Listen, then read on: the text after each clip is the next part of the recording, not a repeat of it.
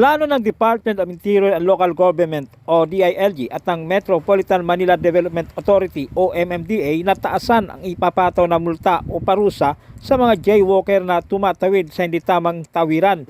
Matatandaang tinalakay sa pagpupulong ng Metro Manila Council ang panukala ni DILG Secretary Benor Abalos na magpataw ng mas maigpit na parusa para sa mga jaywalking violators. Ayon kay MMDA Chairman Romando Artes, sinuspindi muna ang pagpasa ng naturang panukala dahil nais nilang magsagawa muna ng mga konsultasyon bago higpitan ang penalty. Sinabi ni Artes na pabor siya na taasan ang multa para sa mga lalabag ng jaywalking. Sa kasalukuyan, ang multa para sa jaywalking sa rehiyon ay nasa 500 piso. Ayon kay Artes, ikinokonsidera nilang taasan ito ng 1,000 piso na may kasamang seminar. Una rito noong Setyembre, ipinanukala ni Abalos ang pagpapataw ng mas mahigpit na parusa para sa jaywalking sa EDSA at C5 dahil sa naitatalang aksidente. Ang nasabing panukala ay kasunod ng nangyaring aksidente sa southbound lane ng EDSA Guadalupe Footbridge noong mga nakarang linggo. Nasagasaan ng humaharurot na motor ang isang babae habang naglalakad sa kalsada. Dahil dito sinabi ni Abalos na dapat taasan ang multa ng jaywalking lalo na sa kabaan ng EDSA at C5. Nilinaw ng MMDA Chairman na ang pagtataas ng multa ay isang paraan upang madisiplina ang mga Pilipino.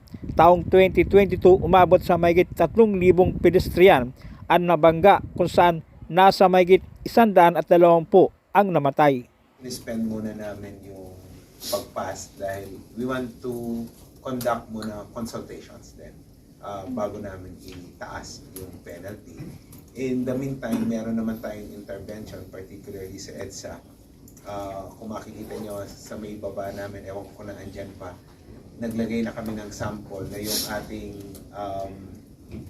yung barrier, concrete barrier, ay nilagyan pa natin ng parang wire mesh na para tumaas siya, mga 3 feet yung wire mesh na ang pinagawa namin, yung pinakataas niya, hindi na natin nilagyan ng bakal para medyo tusok-tusok siya.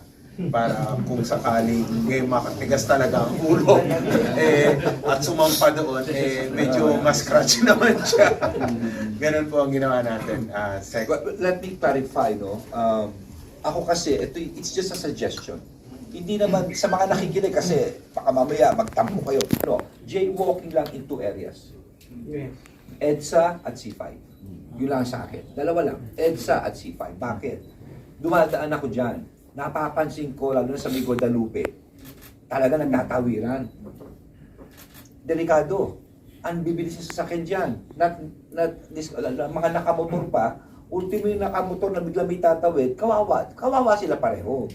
Yung nasa gasaan at yung kumisa may pasahero pa, yung mga angkas, kawawa rin. You could get the data here. Ang issue rito ay buhay ng tao Buhay ng tumawid at buhay of course ng bigla na lang. Di ba?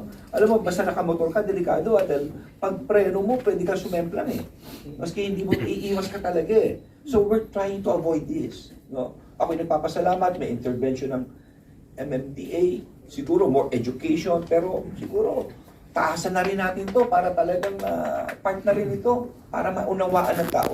Only on these two, EDSA at C5 dahil napakadelikado.